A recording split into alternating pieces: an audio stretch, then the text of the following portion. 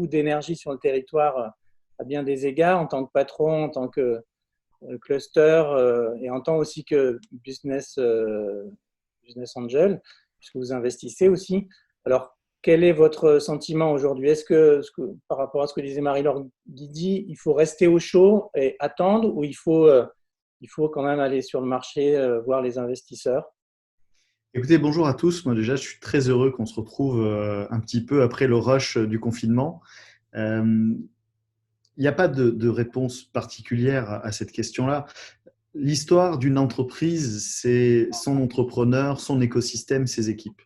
Et on a vu que les plus belles résistances, finalement, euh, incombent aux entreprises qui ont été structurées et organisées.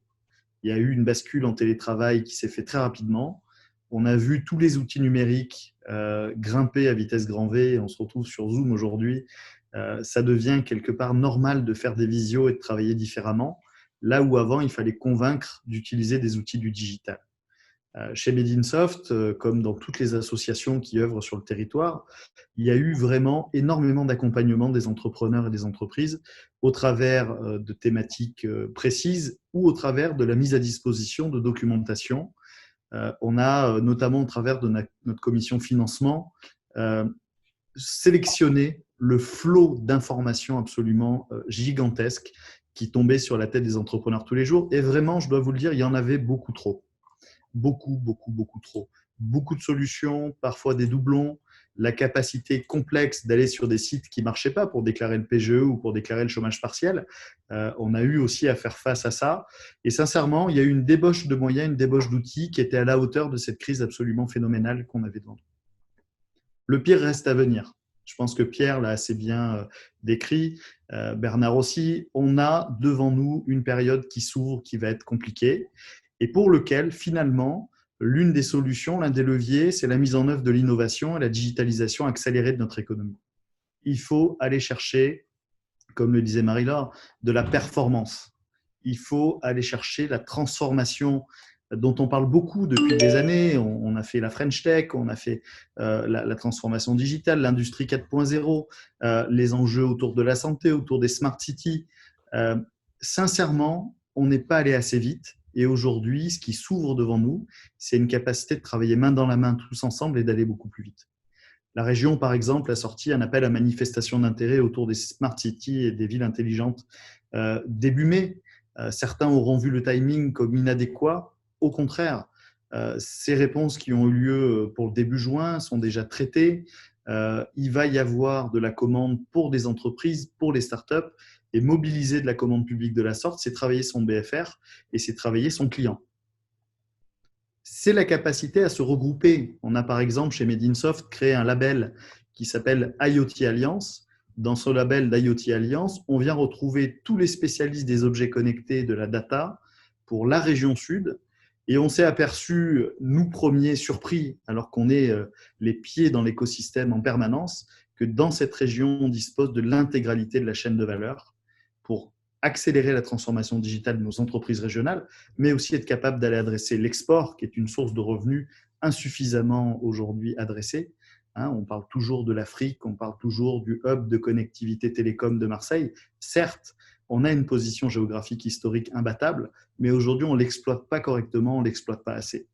Il y a trop de structures, il y a trop d'initiatives, et je pense que ce que le coronavirus est en train finalement de mettre en exergue, c'est la nécessité d'une nouvelle gouvernance et la nécessité d'un travail ensemble directement, dont les outils digitaux sont, à mon avis, les premiers succès. On a créé un fonds qui s'appelle Solid 19, qui a la capacité d'investir dans un certain nombre d'entreprises qui sont ou en difficulté Quand vous ou dites on, qui Kevin, interviennent.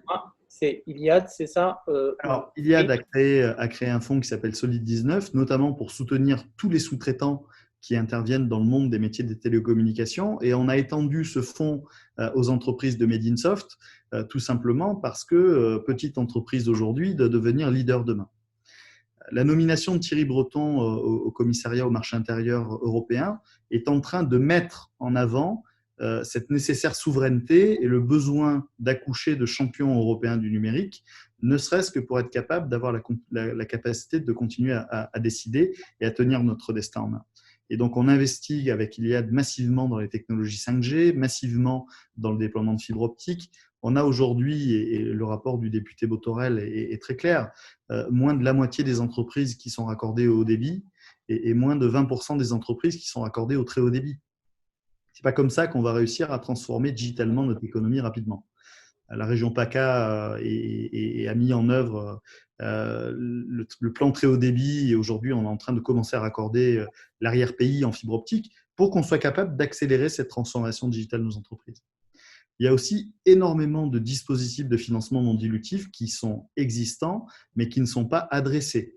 On a fait un état des enveloppes du PIA3, le bien nommé, le plan d'investissement d'avenir, dans son volet numéro 3, avait quelques semaines avant la clôture de son appel à projet, plusieurs millions d'euros qui étaient non affectés.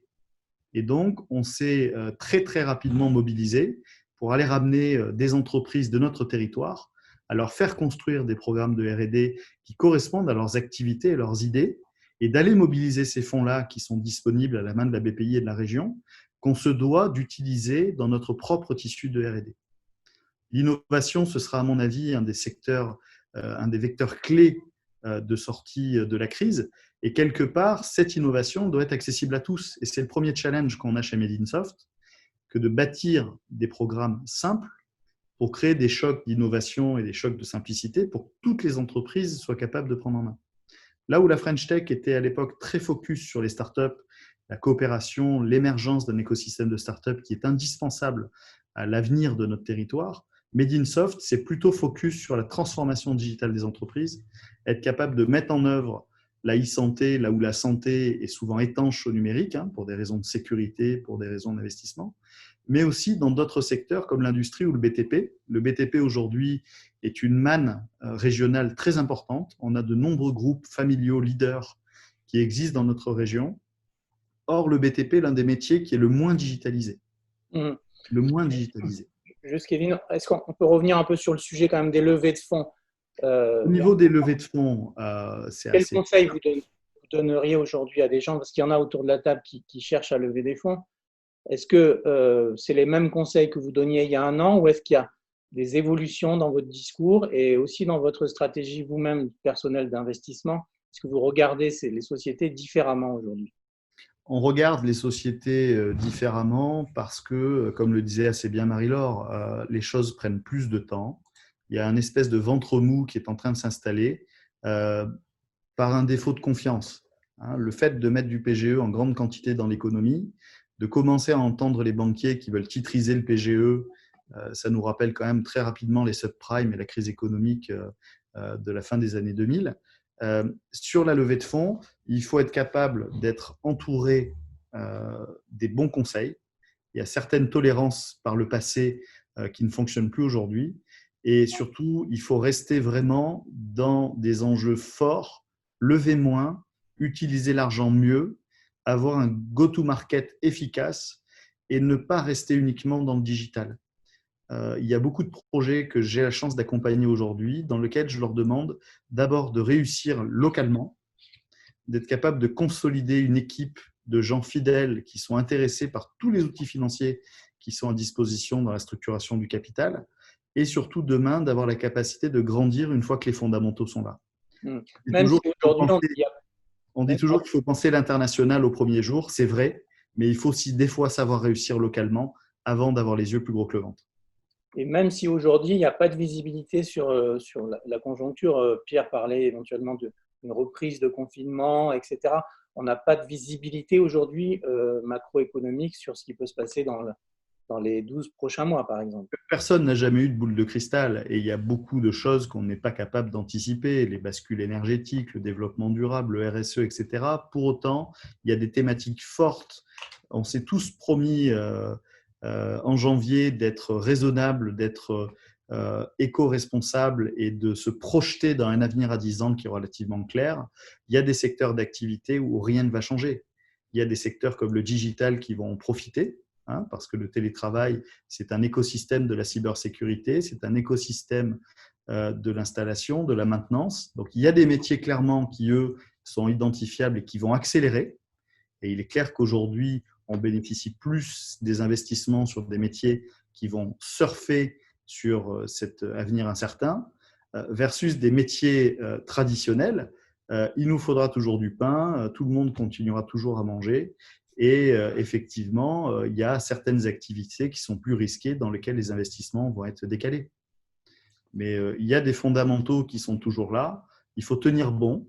Il y a beaucoup d'outils à disposition. La commission financement de Bedinsoft, et je suis persuadé que la French Tech fait la même chose, dispose d'un inventaire précis des outils et des conseils qui peuvent accompagner les projets des entrepreneurs, avec parfois la nécessité de savoir dire non.